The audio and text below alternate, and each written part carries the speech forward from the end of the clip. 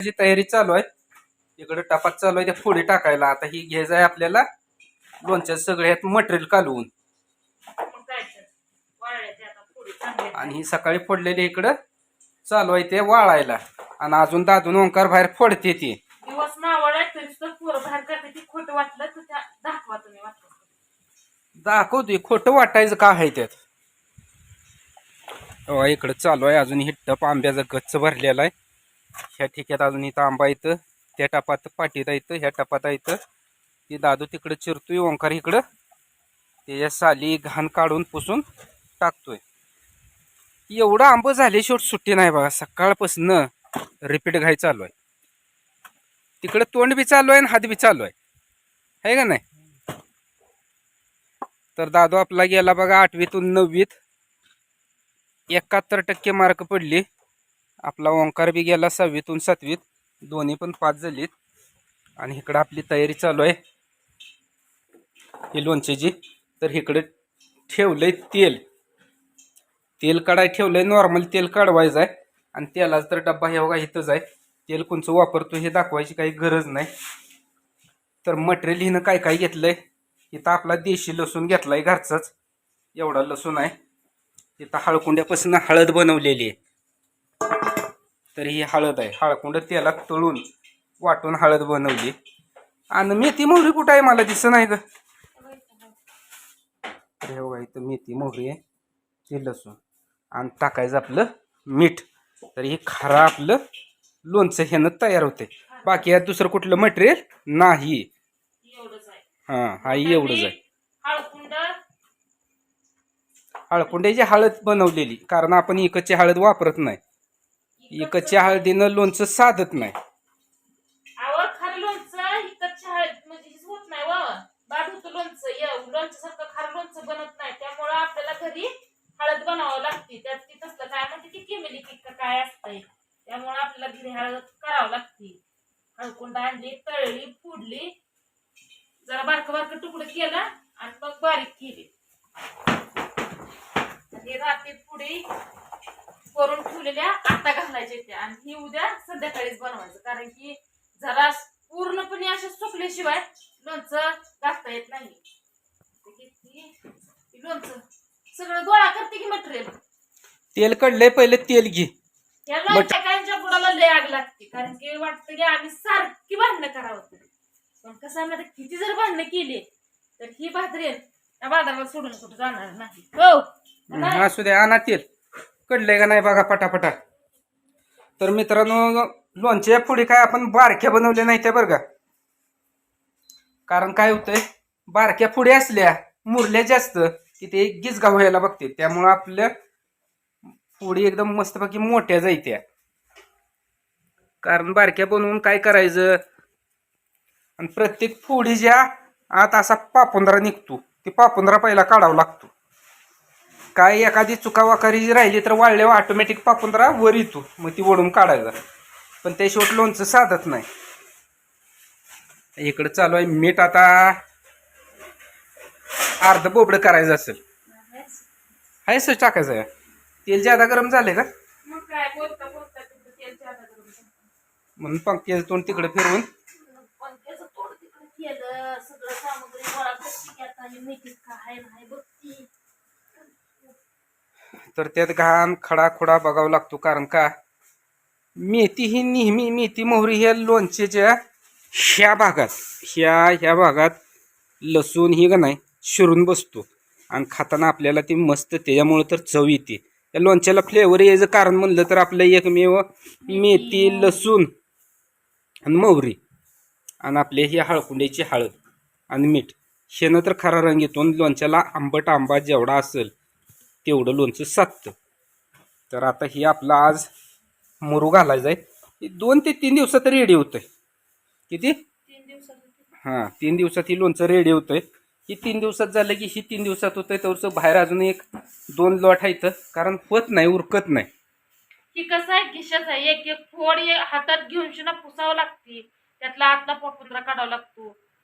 किती आहे बघा की आंब्याच्या देठापासून जे सुख काढायचं आहे आंबा स्वच्छ धुवून पहिलं त्याचं आंबा तेल स्वच्छ काढायचं. एका पाण्यात टाकायचा, त्या पाण्यातनं चुळून दुसऱ्या पाण्यात टाकायचा, दुसऱ्या पाण्यातनं धुवून बाहेर काढायचा, पुसायचा आणि मग कापाय द्यायचा.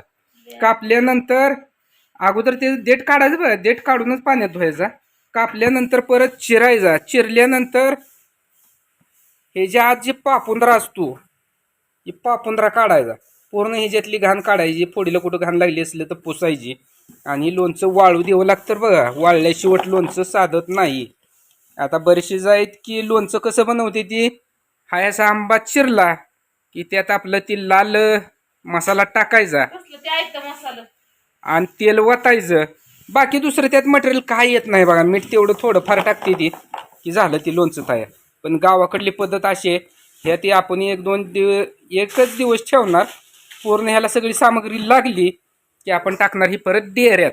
गावाकडल्या भाषेत डेरं बोलतो, सिटीत काय मटके डेऱ्यात म्हणते. हलवता येत नाही म्हणून ह्यात सगळा एक जीव करून शिना डेऱ्यात आपण परत मुरू घालणार आहे. कारण की डेऱ्यात जोपर्यंत लोणचं जात नाही तोपर्यंत लोणचं आपलं मुरत नाही. मुरत नाही. त्यामुळे डेरा आपल्याला पाहिजेलच. की फक्त हलवण्याकरता पसरून त्यात ठेवायचं. कारण की डेऱ्यात सगळं हलवता येत नाही. डेऱ्यात काय फक्त डेरा आपण धरून असं हलवणार, वर्ण करून असं पलटी करत जाणार, पण जी तळाला जाऊन चिकटून जी बसतं ती लोणचं कधीच डेऱ्यात हालत नाही. भारीतल्या मोहरीचे पुढे पण आणतात.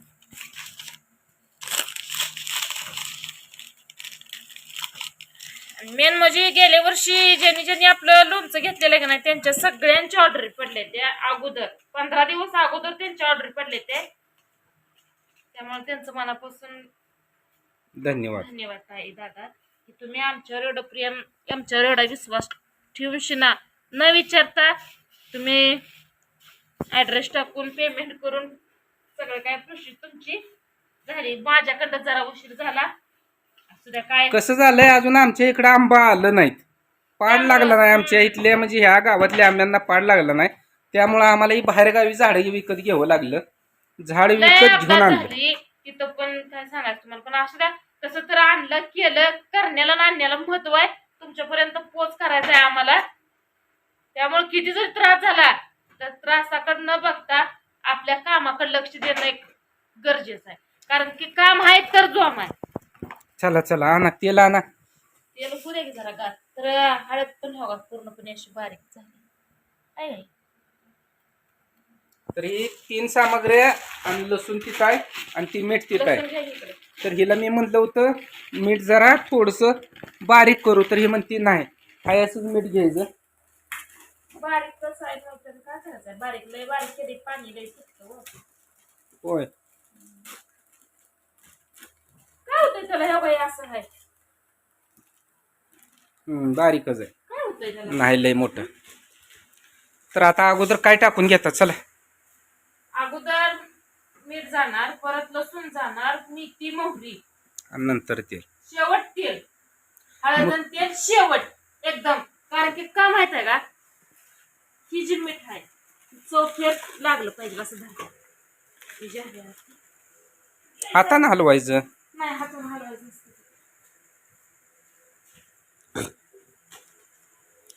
याला खराब हात लावून चालत नाही. एखादं भांडं जे आपलं जाहिरात घ्यायचं आहे ती खराब घेऊन चालत नाही. कारण ह्याला जर बुरशी लागली तर एवढं लोणचं सगळं खराब होतंय. त्यामुळं बनवताना एकदम स्ट्रिक्टच बनवावं लागतंय. आणि ह्याला मीठ भरपूर लागतं बरं का. श्री स्वामी समर्थ. तर आज आपण लोणच्याला केली सुरुवात. आता एक एक एक एक चालू आहे. आणि मीठ काय ह्याला वाळलेला हाय असं चिटकून राहणार नाही. त्यामुळे तू त्याला हलवत बसू नको. तू फक्त तेल आण. एक जीव नाही, आता ही सगळं मीठ खाली जाऊन तळात बसणार आहे. तर लोणच्यात आता ही मीठ गेलं. आता ही लसूण, आता जाणार आपली हळद,